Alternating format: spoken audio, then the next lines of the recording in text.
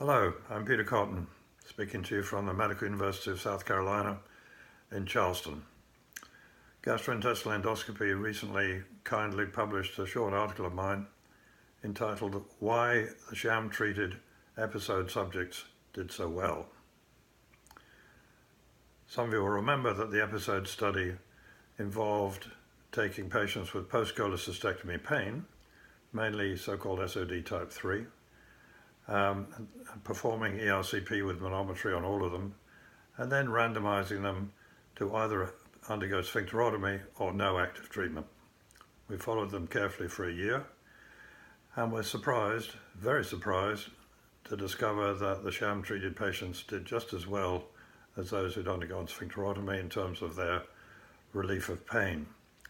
Indeed, at 5 years, when they were still blinded to the interventions, the sham-treated patients claimed better outcomes statistically than those who'd undergone sphincterotomy.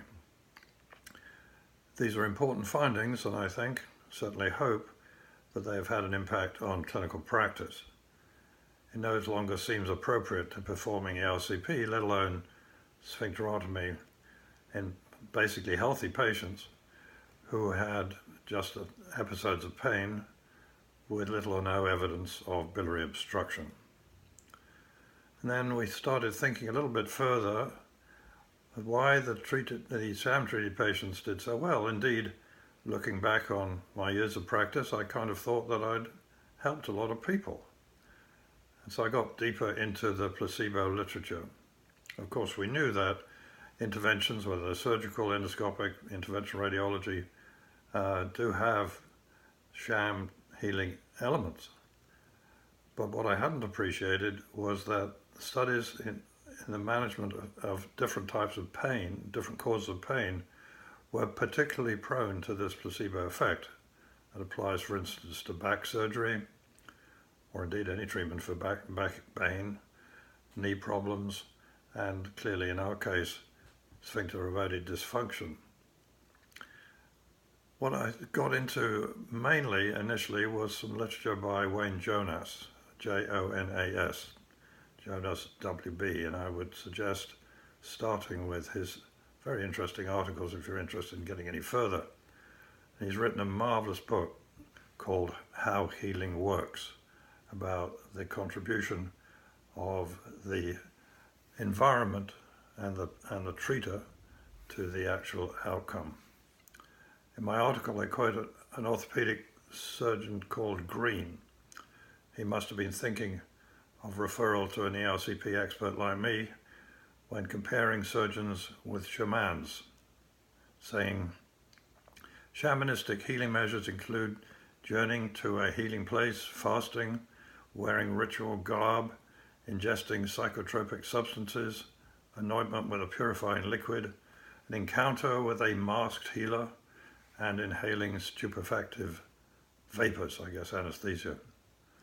These steps are followed by a central ritual activity that may include extracorporeal, surface, and penetrative components. Post-operative ritual activities reinforce the suggested value of the healing.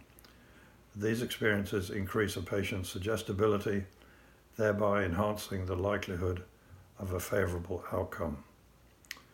And that reminded me a little bit of my dad.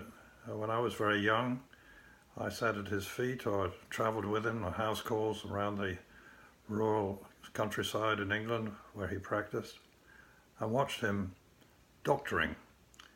That meant sitting down, holding hands with patients, being positive and supportive. It impressed me, and I hope I've continued to use those elements in my own practice.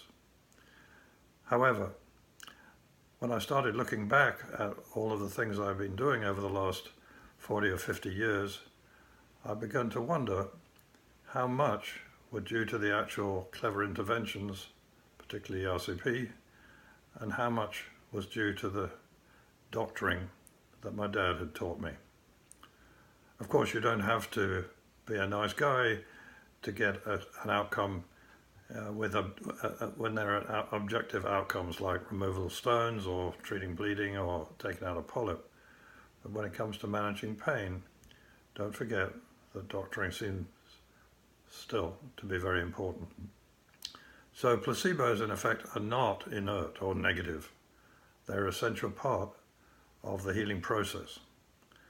One very interesting article showed benefit for placebos when the pills were actually labeled as placebo pills. Finally, I'm reminded of one of my favorite quotes from one of my favorite people, Solly Marx, who was the grandfather of gastroenterology in South Africa. Having heard me pontificate on some subject, he said kindly, "Peter, you need to remember the whole patient and not just the hole in the patient." That's not a bad thing to be thinking about when we do any intervention or indeed any contact with our patients. Thanks for listening.